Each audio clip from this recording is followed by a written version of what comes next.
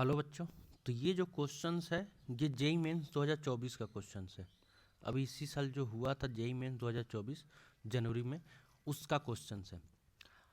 बहुत ही आसान क्वेश्चन है, बट अगर आप इसको दो तरीके से कर सकते हैं। एक तो इसका डायरेक्ट एक फार्मूला बनाया जाता है, आप उस फार्मूले पर रखेंगे वैल्यू आ जाएगी।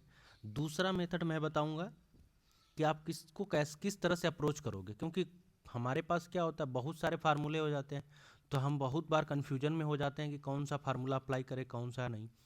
तो उन सब से बचने के लिए एक मेरा सिंपल सा ट्रिक रहेगा जिससे हम लोग क्वेश्चंस को सॉल्व करेंगे। क्वेश्चंस को सॉल्व करते वक्त हमें बस छोटी सी बातों को ध्यान रखना है, बस उसके डिफिनीशन को ध्यान रखना है। ठीक है, हमारा क्वेश्चन कभी गलत नहीं होगा, हमें फार्मूला रटने की कोई ज़रूरत नहीं है। ठीक है, अब बात आती है कि क्या है, कैसे करना है। तो देखो, फाइंड द मोलरिटी, क्या हमसे पूछ रहा है, मोलरिटी पूछ रहा है। मोलरिटी का मतलब क्या होता है, छोटा वाला एम। ये क्या होता है, तो ये होता है given mole of solute. Solute का ही मोल हमेशा रहता है। Given mole of solute upon में mass of solvent. Mass of solvent, solvent का मास हमें चाहिए होता है, किस में चाहिए होगा, केजी में चाहिए होगा। या फिर अगर इसको हम ग्राम में लिखेंगे तो इनटू ऊपर 1000 कर देंगे।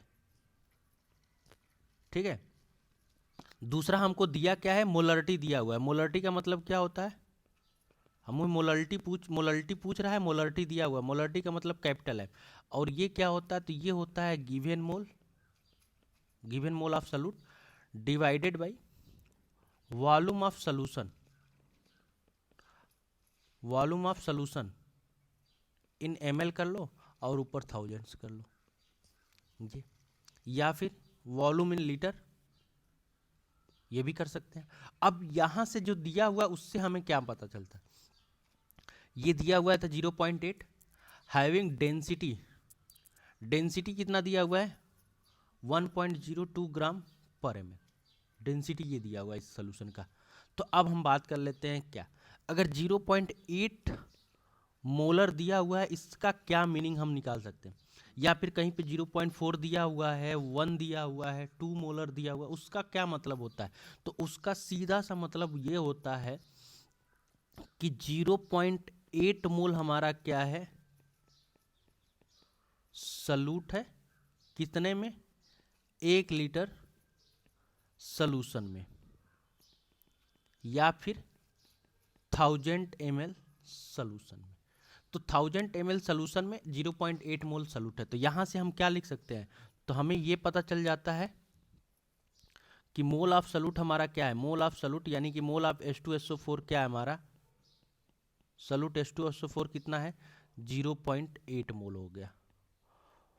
वॉल्यूम ऑफ सॉल्यूशन कितना हो गया, तो वॉल्यूम ऑफ सॉल्यूशन हमारा हो गया 1000 ml। तो मास ऑफ सॉल्यूशन कितना हो जाएगा, तो मास ऑफ सॉल्यूशन जो होता है डेंसिटी इनटू वॉल्यूम कर दो, हमें मास ऑफ सॉल्यूशन मिल जाएगा। ठीक है, डेंसिटी इनटू वॉल्यूम कर देंगे तो हमें क्या मिल जाएगा, मास ऑफ सॉल्यूशन मिल जाएगा। डेंसिटी कितना दिया हुआ है, तो 1.02 इंटू वॉल्यूम कितना दिया हुआ है, 1000 ml में है, ये भी ग्राम पर ml में है। तो ml से ml कैंसिल, तो आ जाएगा कितना, 1020 ग्राम। तो ये आ गया हमारा मास ऑफ क्या, सॉल्यूशन। ये हमारा क्या है, मास ऑफ सॉल्यूशन आ गया। ठीक है, अब हमें क्या चाहिए, मास ऑफ सॉल्यूट चाहिए हम। तो मास ऑफ सॉल्यूट कैसे पता चल जाएगा, तो मोल दिया हुआ है, तो जब हमें मोल दिया हुआ है तो मास निकल जाएगा। मास ऑफ सॉल्यूट कितना हो जाएगा, 0.8 इंटू इसका मॉलिक्यूलर वेट कितना होता है, 98 होता है। तो मल्टीप्लाई कर लेते हैं तो आ जाएगा 78.4 ग्राम। ठीक है, मास ऑफ सॉल्यूट इतना हो गया, मास ऑफ सॉल्यूशन इतना हो गया। तो मास ऑफ सॉल्वेंट कितना हो जाएगा, तो हमें पता है कि मास ऑफ सॉल्यूट और mass of solute plus mass of solvent मिला के मास ऑफ सॉल्यूशन होता है। तो मास ऑफ सॉल्यूट पता चल गया, मास ऑफ सॉल्वेंट चाहिए, सॉल्यूशन का दिया हुआ है तो सॉल्यूशन में से घटा देंगे, सब्ट्रैक्ट कर देंगे। तो हमें क्या पता चल जाएगा, मास एब्सोल्यूट पता चल जाएगा। तो सब्ट्रैक्ट करेंगे तो कितना आ जाएगा,